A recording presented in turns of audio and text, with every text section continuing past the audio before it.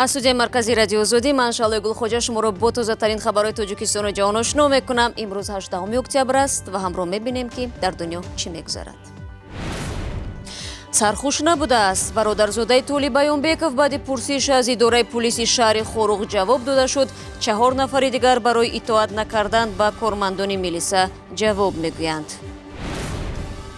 аз бастани китобфурӯшиҳо то ташкили намоишгоҳи байналмилалии китоб ноширони хориҷӣ бо даҳҳо ҳазор адабиёти худ меҳмони Душанбе шуданд.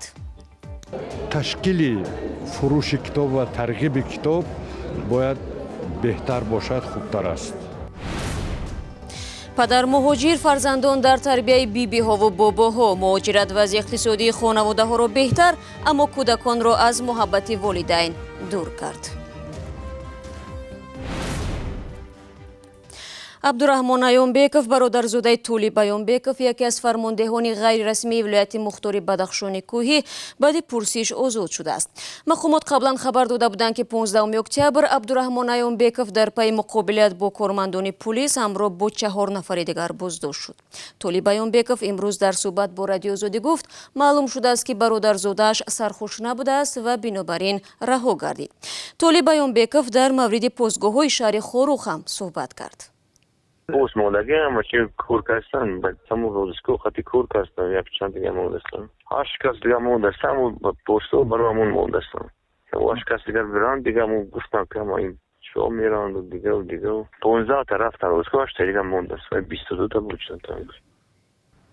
рӯзи 16 октябр баъди як моҳи интиқоди раиси ҷумҳур дар шаҳри Хоруғ ҷаласаи ҳукумати вилояти Мухтори Бадахшони Кӯҳӣ баргузор шуд. Эмомалӣ Раҳмон моҳи сентябр дар мулоқот бо мақомот, фаъолон ва сокинони Бадахшон аз вазъи феълии тартибот дар вилоят ва бахусус шаҳри Хоруғ ба шиддат интиқод карда буд. Танқидҳои президент ба рейдҳову амалиёти интизомии якмоҳа сабаб шуд. дар ин амалиёт мардум ва гурӯҳҳои ҷиноятпеша ба халқи силоҳ водор гардида мошинҳои 36 берақам боздошт шуданд.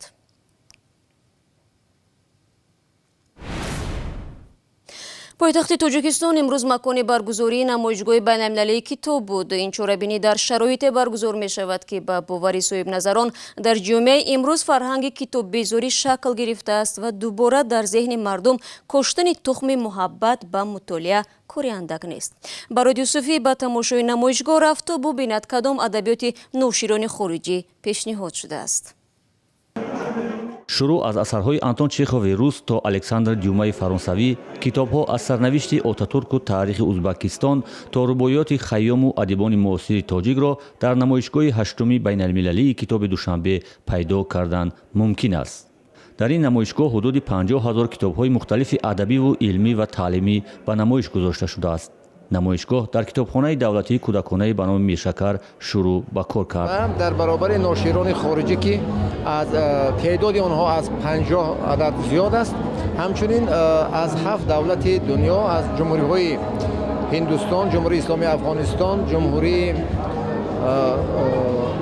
Узбекистон ва соири давлатҳо ширкат доранд. намояндагиҳои кишварҳои хориҷӣ ки дар ин намоишгоҳ ширкат доранд, ин маросимро фурсати хубе барои таблиғи забономӯзӣ ва адабиёташон унвон карданд.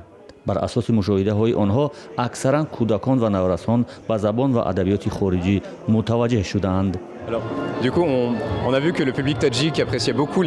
хонандаи тоҷик асосан ба китобҳои адибони фаронсавӣ ба монанди Виктор Гюго, Александр Дюма ва дигарон таваҷҷӯҳи бештар доранд. мо дар гӯшаи китобҳои фаронсавӣ якчанд намунаи ин китобҳоро ба намоиш гузоштем ва асосан мо як теъдоди бузурги китобҳои бачагонаро пешниҳод кардем. хонандагон аз таъсиси чунин як намоишгоҳи китоб истиқбол карда мегӯянд, ҳарчанд инчунин намоишгоҳҳо барои ҷалби хонандагон ба китобхонӣ ва муаррифии китобҳои нав мусоидат мекунад, аммо ҳанӯз ҳам ин барои боло бурдани фарҳанги китобхонӣ кофӣ нест. ман хеле дидам ки инҷо бо шавқ китобҳоро мебинанд, мехонанд, ошно мешаванд ва шояд харидорӣ ҳам кунанд, лекин ташкили фурӯши китоб ва тарғиби китоб бояд беҳтар бошад, хубтар аст. ҷавонони дӯстдори китоб мегӯянд, дар намоишгоҳ китобҳои беҳтарин ба намоиш гузошта шудааст, аммо на дар ҳар гӯшаи намоишгоҳ китобҳои заруриро ба фурӯш гузоштаанд. дар ҳоле ки мегӯянд он китобҳоро аз китобфурӯшиҳои ангуштшумор дар шаҳри Душанбе пайдо кардан метавонанд, аммо қабл аз он пайдо кардани худи китобфурӯшиҳо мушкил шудааст. кифоя нест, дур аст, хеле бениҳоят дур аст, барои мо мушкилӣ эҷод менамояд. бале ёфтан мумкин аст, вале мо донишҷӯён ҳастем ва маблағи зиёд сарф мекунем. бисёри онҳо яккачинҳояшон хеле қиматанд. намоишгоҳи байналмилалии китоби душанбе дар ҳоле баргузор мешавад ки бо далели фурӯхтани бино дар яке аз бузургтарин китобфурӯшиҳо дар маркази душанберо чанд ҳафта қабл бастанд. китобфурӯшоне ки аз он бино ронда шуданд мегӯянд ҷои дигари мувофиқ барои китобфурӯшӣ надоранд ва маҷбуранд ки шумораи бузурги китобҳояшонро дар манзилашон ва ё ҷои дигар пинҳон аз чашми харидор ҷой кунанд. рӯ меорем ба мавзӯъҳои дигар. бо гузашти 2.5 моҳ аз ҳодисаи пурсару садои ҳамла ба сайёҳони хориҷӣ яке аз додгоҳҳои Тоҷикистон ба муҳокимаи парвандаи муттаҳамон мепардозад. ҳамла ба ҷавонгардони хориҷӣ аз камтарин рӯйдодҳое буд ки номи Тоҷикистонро ба сархати расонаҳои ҷаҳонӣ баровард. ҳоло наздикони гумонбарони ин ҷиноят аз додгоҳ ҳукми одилонаро мунтазиранд. тафсилот аз Хиромон Бақозода. мурофиаи гумонбарони қатли 4 сайёҳ дар Данғара ҳафтаи оянда шурӯъ мешавад.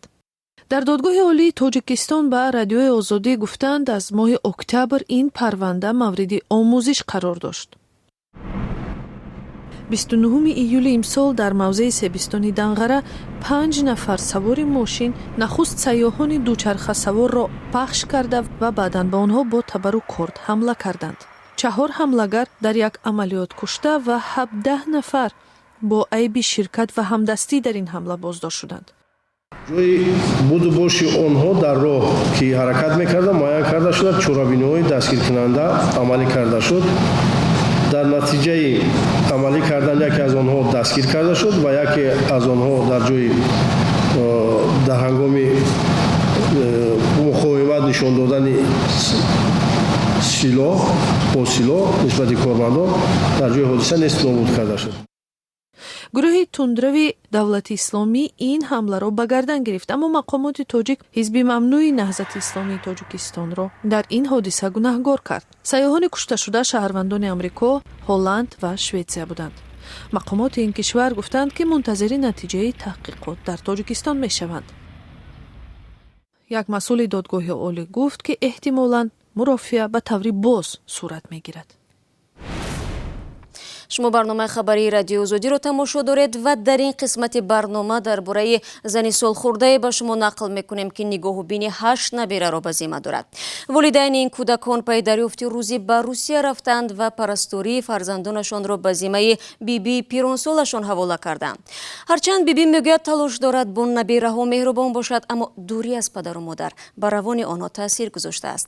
гузориши ҳамкорони мо аз телевизиони настоящее времяро Шодмони Ятим тақдим мекунад.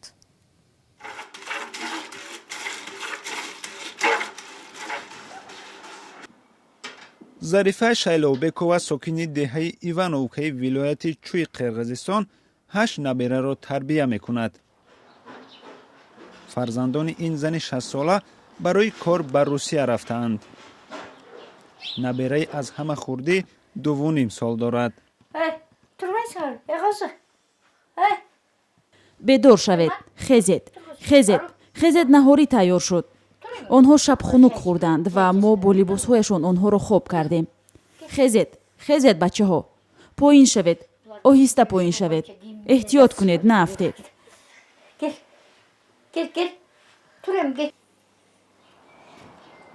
шавҳари зарифа соли пеш дар як ҳодисаи нохуш фавтид.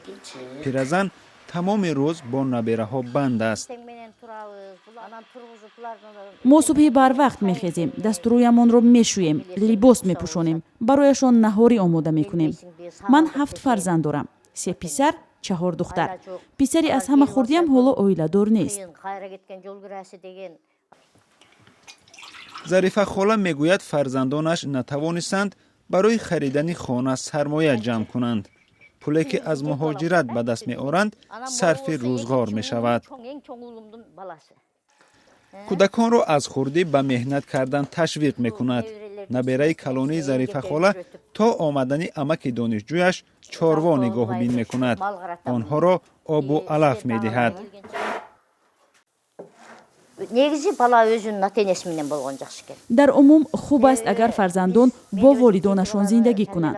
Ман худам 7 фарзандро ба воя расондам. Ба бибиям надодам. Худам тарбият кардам.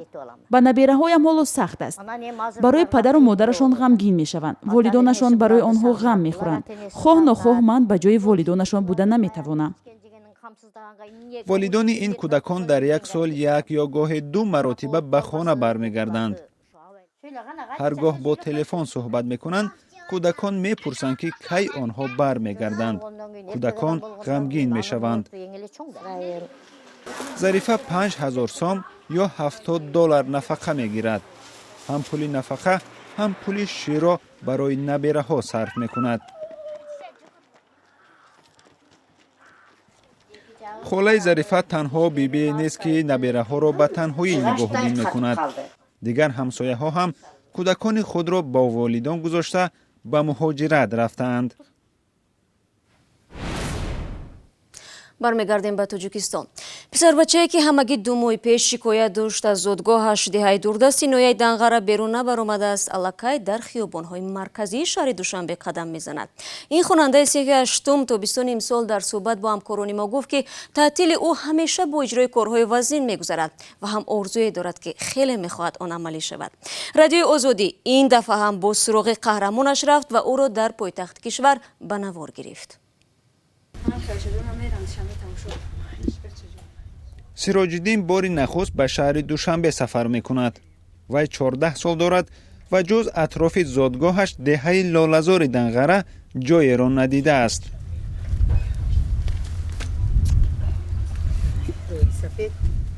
сироҷиддин дар як гузориши радиои Озодӣ гуфта буд, орзу дорад Душанберо бубинад.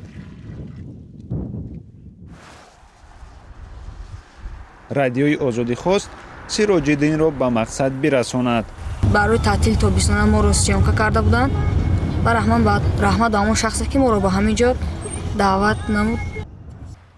пойтахти Тоҷикистонро аз барномаҳои телевизион медиду, таърифашро аз ҳамсолонаш мешунид. чун ба Душанбе расид, хост аввал ӯро ба тамошои қасри миллат бубарем. дар ин ҷо китобхона, қасри миллат, парчам, нишон ҳастанд, ки ман инҳоро дар телевизион дидам ва ман омада инҷоро ҳола айташ бо чашми худ дида истодам. дар деҳае ки Сироҷиддин зиндагӣ мекунад, норасогии об аз мушкили аслии сокинон аст. кӯмакрасони аслӣ ҳамин ҷонвари хонагӣ аст, ки Сироҷиддин ҳам ҳар рӯз аз километрҳо дур об мекашад. обе ки ба ҳеҷ ваҷҳ барои нӯшокӣ нест. оби тозаро ба деҳаи Лолазор бо мошин меоранд. боғу роғи Душанберо дида ба заминҳои хушки деҳаашон меандешид. дар деҳаи мо низ ҳамин об бошад ва растаниҳо низ сабз шаванд. Сироҷиддин дар роҳи бозгашт ба радиои Озодӣ арзе сипос кард ва гуфт акнун ӯ ҳам аз ҷумлаи нафаронест, ки хотираҳои Душанбе дорад. ва додгоҳи олии Тоҷикистон як гурӯҳи 4 нафариро, ки дар ҳамдастӣ ба сарҳанги ошӯбгар Абдуҳалим Назарзода муовини собиқи вазорати дифоъ айбдор дониста мешаванд, дар маҷмӯъ ба 76 соли зиндон маҳкум кард. Муҳаммад Наврӯзов, Абдуҷаббор Сайдалов ба 20 соли зиндон ва Парвиз Назирбеков бо Маҳмуд Раҳматхудоев ба 18 соли маҳбас маҳкум шуданд. дар додгоҳи олии Тоҷикистон гуфтанд, ҳукми ин гурӯҳи 4 нафара охири ҳафтаи гузашта содир шуд. ин 4 нафар пас аз ошӯби нокоми Абдуҳалим Назарзода ба Афғонистон фирор карда буданд ва аз сӯи мақомоти ин кишвар боздошту ба дасти мақомоти Тоҷикистон супурда шуданд. ин шаҳрвандони Тоҷикистон дар минтақаи Бадахшони Афғонистон панаҳ бурда буданд. барои имрӯз барномаи хабариро хулоса мекунем. агар мехоҳед хабаргузоришҳои аз ин бештарро пайдо намоед, пас даъват мекунем, ки ба вебсайти мо www.ozodi.org биравед. саҳифаҳои мо дар шабакаҳои иҷтимоӣ барои шумост. Озодӣ видео, канали махсуси мо дар YouTube низ. фардо шуморо бо хабарҳои нав мунтазир мешавем. то он дам, худо нигаҳдор.